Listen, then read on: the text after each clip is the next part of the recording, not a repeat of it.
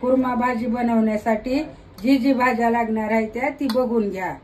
पाव किलो फुलावर, 100 ग्रॅम मटर, 100 ग्रॅम शिमला मिरची, 100 ग्रॅम गाजर, 1 बटाटू, थोडीशी बीन्स, बारीक कापलेले 3 कांदे, टमाट्याची पेस्ट, 3 टमाटा आहे ती, अर्ध्या नारळाचा खोबऱ्याचा पेस्ट केलाय, अद्रक लसूणची पेस्ट, लवंग, दालचिनी, काळी मिरी, तेजपत्ता आणि चक्री फूल आणि बारकी इलायची चांगली तापवायची।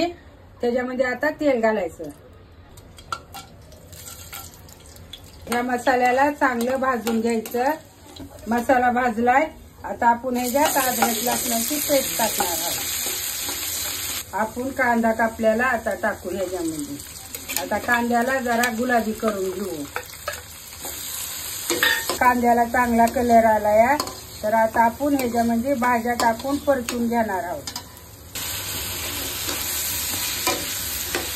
आता आपण ह्याच्यामध्ये सगळे मसाला टाकून घेऊ। अर्धा चमच हळद, 1 चमच गरम मसाला, 1 चमच लाल मिरची पावडर, 1 चमच धनिया पावडर, 1 चमचा धनिया पावडर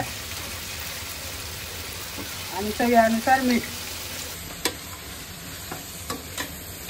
छान कलर आलेला आहे, भाजी भी तळून झाली। आता मसाला टाकून झाला, आता आपण टमाट्याची पेस्ट टाकू।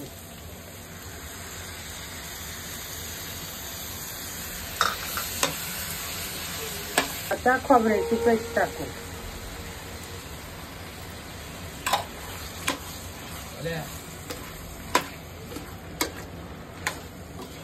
आता थोड्या वेळ आपण त्याला झाकून ठेवू आणि नंतर गरम पाणी टाकू।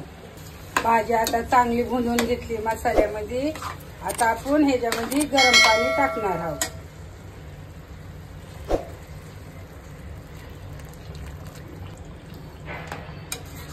बस आता ह्याच्यावर चुलीवर ह्याला शिजू द्यायची।